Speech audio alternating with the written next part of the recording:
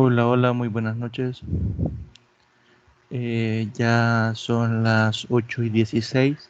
Por efectos de tiempo voy a desarrollar un pequeño contenido de esta tutoría de repaso, ya que como veo ninguno ha ingresado. Voy a grabar pues el siguiente contenido que voy a presentar en pantalla y se lo voy a subir a YouTube para que lo puedan revisar. Bien, este contenido fue el que quedó pendiente de la última tutoría. Me hubiese gustado que se conectaran para poder interactuar un poco, ¿no? El contenido es momentos de la investigación cuantitativa. Los momentos que generalmente se desarrollan en la investigación cuantitativa empírico-positivista son: el primer momento sería la planificación. El segundo momento sería la ejecución, esta ejecución siempre va ligada a la planificación, ya que lo que se ejecuta es toda esta planeación que se desarrolló en el primer momento. Y la última etapa sería el informe final. Vamos a revisar cada uno de estos elementos por separado para ver algunas de las características que poseen. Veamos la planificación. Como su nombre lo indica, antecede a la recolección de datos y consiste en la definición de los pasos que se seguirán desde la elección del problema hasta el diseño metodológico.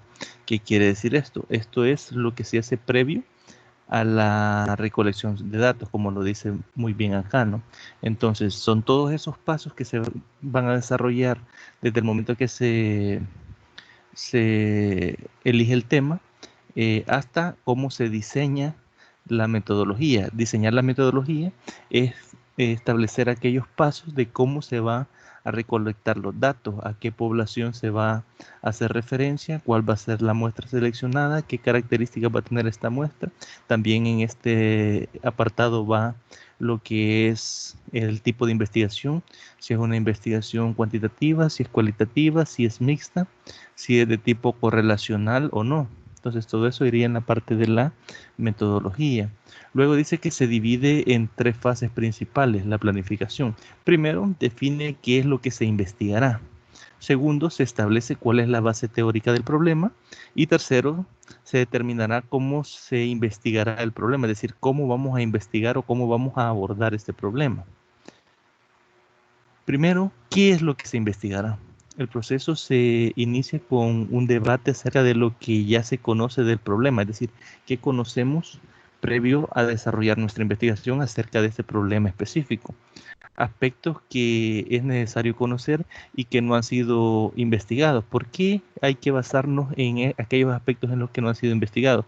Porque no tendría sentido investigar aspectos que han sido investigados a profundidad o que ya se conoce cómo funciona o qué relación o causa-efecto tienen sobre un problema específico. Entonces, la idea de conocer todos los aspectos necesarios sobre un tema específico es para decidir investigar aquellos que no han sido investigados a profundidad. Probablemente sí han sido investigados, pero no con profundidad o no bajo algún enfoque determinado que nosotros podemos abordar para aumentar el cúmulo de conocimientos sobre este problema en específico, así como los resultados que se esperan obtener al final del estudio, es decir, qué esperamos lograr con esta investigación. En resumen, es necesario identificar una estructura explicativa del problema para operar sobre esas aplicaciones a fin de modificar el problema.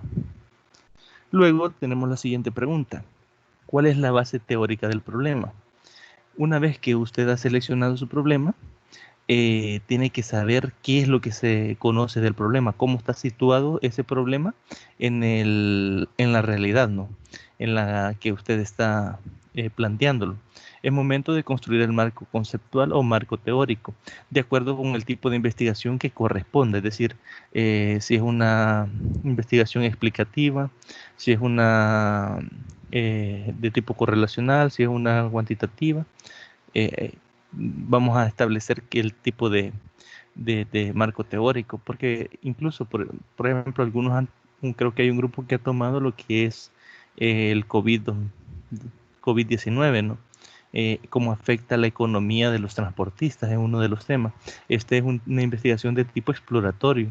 El marco teórico que se va a desarrollar para esta investigación es diferente a las otras, ¿no? Que ya se conoce o ya se tiene información del problema en específico. En este caso, la información es nueva y la mayor parte de la información presentada en el marco teórico va a ser la que resulte del desarrollo de la investigación. Es diferente, ¿no? Por eso dice que corresponde al tipo de investigación que se va a desarrollar. En ese caso, el ejemplo que ponía de los compañeros que llevan ese tema es más de tipo exploratorio. El marco seleccionado debe dar una explicación conceptual y teórica del problema, el cual se espera estará en función de la teoría existente, los conocimientos, las investigaciones previas y los datos disponibles. ¿Para qué nos sirve esto? Esto nos sirve para englobar cómo se encuentra el problema en el momento determinado en el que nosotros deseamos investigarlo. Este es el punto de partida para proponer explicaciones de las relaciones, en este caso hipótesis, entre los fenómenos hechos y otros aspectos que se están estudiando, que serían las variables. No todas las investigaciones llevan hipótesis, eso hay que tenerlo claro. Algunas sí y otras no. Entonces, este punto es solo para determinar si hay una prueba de hipótesis, si se va a tomar algún método estadístico para hacer la prueba de hipótesis y así pues respaldar la información resultante, ¿no? De la investigación. Otra cosa importante que hay que tener en cuenta es que no hay que manipular datos. A veces nosotros generamos una hipótesis y para cuando pasamos los instrumentos y obtenemos los resultados, nos damos cuenta que nuestra hipótesis, la que queremos que se cumpla, la información la refuta. Entonces hay personas que suelen modificar datos para que al final les dé la prueba de hipótesis. Esto no se hace. ¿Por qué? Porque aunque la información que ustedes obtengan refute la prueba de hipótesis o refute la hipótesis que ustedes han planteado, es una información valiosa, ¿no? Que ha sido recopilada en un entorno y bajo unas condiciones específicas, ¿no? No quiere decir que por eso todo su trabajo está mal, ¿no? Entonces, eso es un punto que hay que tener en cuenta. La siguiente pregunta es, ¿cómo se investigará el problema? Diseñar la metodología de un trabajo de investigación implica especificar a detalles o los detalles y procedimientos acerca de cómo se realizará la recolección de datos, es decir, qué técnicas o qué métodos se utilizarán para recoger estos datos, qué instrumentos se pasarán, si son test estandarizados, si son test elaborados por cada grupo, si van a utilizar técnicas como la entrevista, eh, eh, no sé, cualquier otra herramienta, ¿no? Que puede ser directamente una encuesta, una entrevista, eh, o incluso las que veíamos al inicio, ¿no? Mediante correos electrónicos o mediante llamadas. Hay infinidad de técnicas y métodos de recolección de datos, pero aquí ustedes deben de ser específicos cómo ustedes piensan realizar la recolección de datos. Por ejemplo, imaginemos que ustedes quieran sacar información como la variable rendimiento académico y establezcamos en nuestra variable operacional que el rendimiento académico son las notas de los estudiantes de una determinada sección. Entonces, en mi metodología yo voy a escribir que la forma de recolectar estos datos es pedírselos al docente encargado de la sección, ¿no?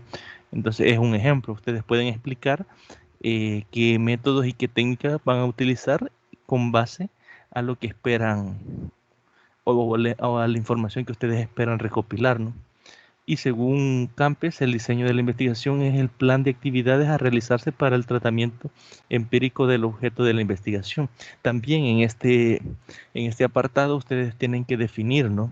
Si la muestra va a ser aleatoria, si va a ser probabilística o no probabilística.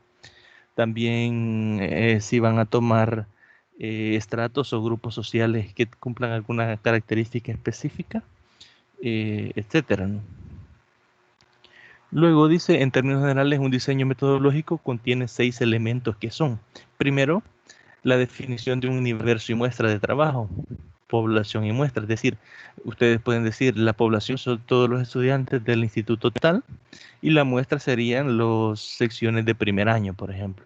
Es decir, definir claramente quién es la población y quién es la muestra que ustedes han decidido tomar para su investigación. Número 2, área de estudio, lugar donde se realizará la investigación.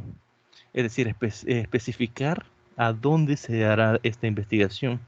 Por eso algunos les planteaba en sus primeros avances que cuando dicen se desarrollará en El Salvador es algo demasiado grande, hay que especificar directamente el lugar a donde se va a desarrollar, ¿no? Porque no tenemos los recursos para desarrollarlo a gran escala. Número 3, tipos de estudio. Es necesario definir para esta sección si la investigación es cualitativa o cuantitativa. En este sentido, es necesario que ustedes digan, ¿no? Pues cuantitativa, y si es cuantitativa, pueden poner si es de tipo correlacional o no, ¿no? Entonces, hay que especificar, ¿no? Qué tipo de variable estamos midiendo, ¿no? Son variables cuantitativas o variables cuantitativas, si aborda uno de estos dos enfoques. 4, el método de recolección de datos. Se refiere a la necesidad de los métodos e instrumentos para recolectar la información que se necesita, como encuestas, observaciones, entrevistas, formularios y otros, que es lo que les mencionaba anteriormente. Número 5, procedimientos para la recolección de información. Incluye la capacitación del personal, la selección de instrumentos, procedimientos para la toma de muestras o registros de datos, revisión o apartados y estandarización de procedimientos. Y número 6, el plan de tabulación, es decir, cómo voy a ordenar o analizar estos datos. Se refiere al tipo de cuadros, gráficos para el registro de datos y el uso del tipo de análisis que son necesarios para la interpretación de los resultados en función del problema que se estudie. Obviamente, en este punto va a depender de cada grupo, ¿no? Ustedes pueden identificar las tablas. Por ejemplo, recuerdo yo en la universidad cuando estaba estudiando la maestría, un grupo que estudiaba los tipos de inteligencia con el rendimiento académico, y ellos pasaron un instrumento en el que identificaban cuántas técnicas utilizaba cada docente que impartía matemática en este caso. Entonces salía a veces que habían docentes que utilizaban 8 técnicas, otros utilizaban 5, otros utilizaban 2, y eso se comparaba con la gráfica del rendimiento académico, es decir, las calificaciones de los estudiantes, y a veces salía de que el docente que utilizaba 2 técnicas tenía mejores resultados académicos de sus estudiantes que aquel que utilizaba 8. Entonces, parte del análisis de ese trabajo fue de que no importa la cantidad de, de técnicas utilizadas, lo que importa es cómo se aplican esas técnicas, cómo se utilizan esas técnicas, ¿no? Porque no quiere decir que a más cantidad de técnicas utilizadas va a ser mayor rendimiento académico en los estudiantes, ¿no? Entonces fue un análisis bastante interesante, es decir, que ustedes pueden comparar gráficos y en base a eso eh, sacar, sacar conclusiones, ¿no? Y como que se quedó un poco colgada la computadora. Bien. Luego tenemos los elementos del diseño metodológico. Primero dice, en el paradigma cuantitativo, el procedimiento investigativo sigue un patrón lineal. Cabe destacar que en la práctica este puede sufrir modificaciones, sin embargo, en líneas generales es la secuencia aceptada para proceder en una investigación. Cuando hablamos de lineal, estamos hablando que van paso a paso, es decir, primero se hace después esto y así, ¿no? Puede surgir modificaciones, pero siempre lleva la misma secuencia, ¿no? Secuencia y variantes de los momentos de investigación. Hay circunstancias en las que la planificación, la construcción de teorías y la generación de hipótesis se dan en forma simultánea, lo que permite la retroalimentación de los procesos subsiguientes. Algunas veces se planifica y se ejecutan actividades que sirven como base y fundamento a otras investigaciones. Y luego los aspectos. La investigación estructurada sobre aspectos sociales, económicos, políticos, educativos, biofísicos, demográficos y tecnológicos que parecen ser relevantes en un estudio únicamente en un contexto regional o nacional.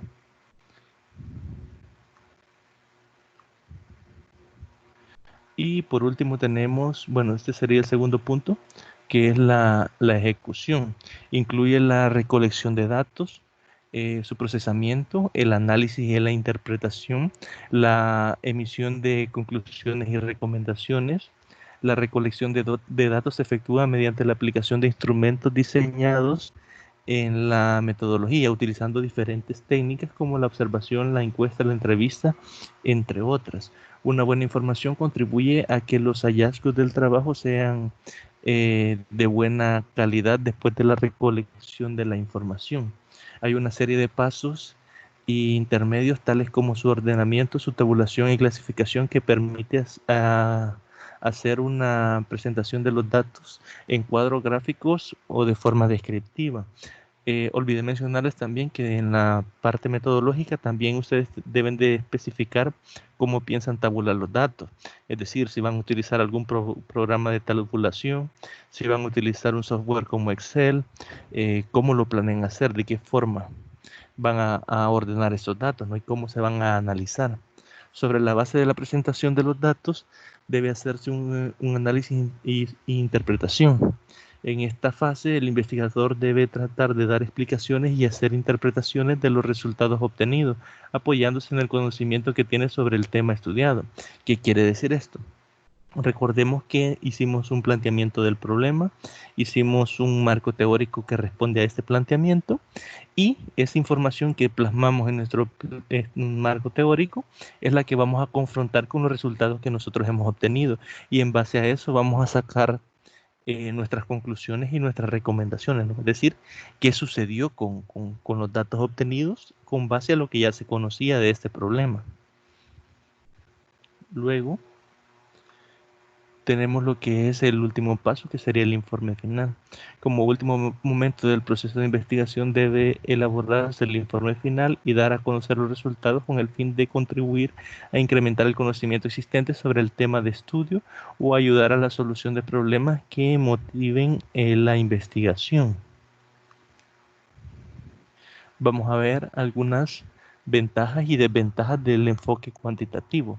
Primero, los resultados tienen, estas serían las ventajas.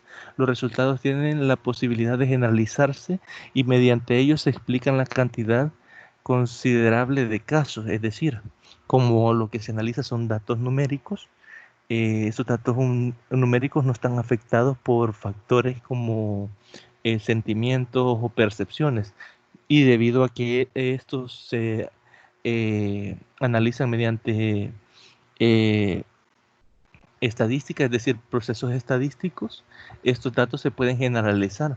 Algo similar a lo que está haciendo el presidente de la República con los datos sobre, lo que se conoce de la enfermedad del COVID-19.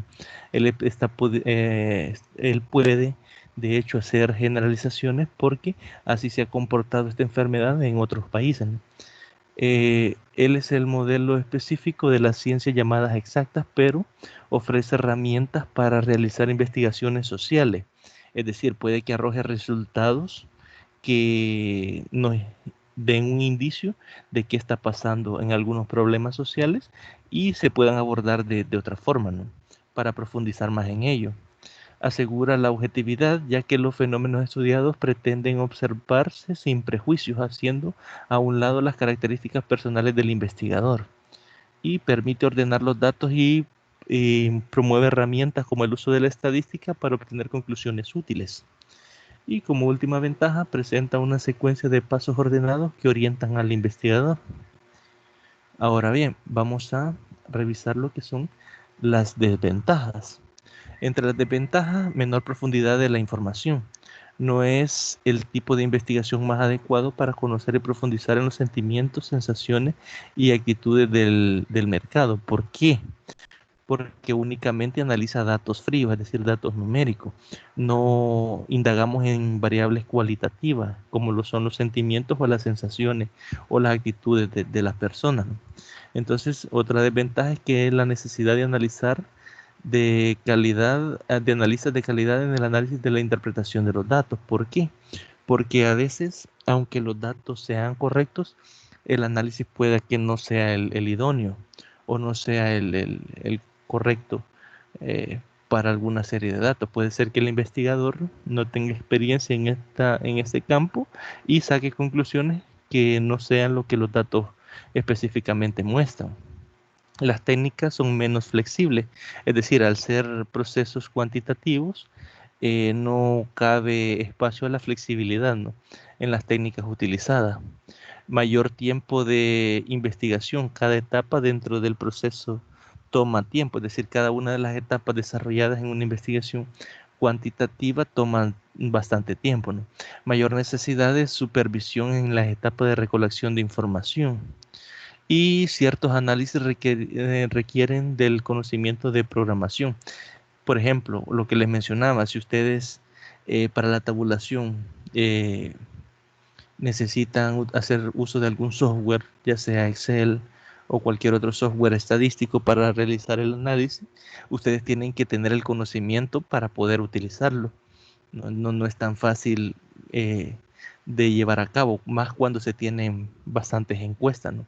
Y a veces solo tabular una puede llevar bastante tiempo. Si no se hace con un software, si lo hacemos a mano, van a llevar muchísimo tiempo, ¿no? La realización de eso. Por eso, una de las desventajas es que requiere el conocimiento de la utilización de estos programas, ¿no?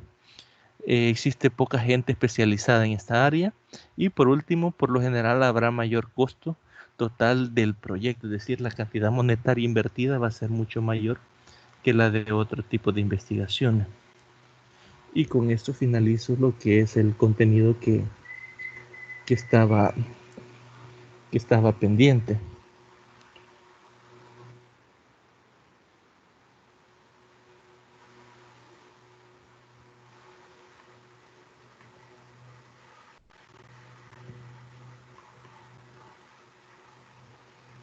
Bien, estoy viendo que nadie más se conectó, entonces va a quedar esto hasta acá. Lo voy a subir a YouTube para que les aparezca el enlace, para que lo revisen en su tiempo libre.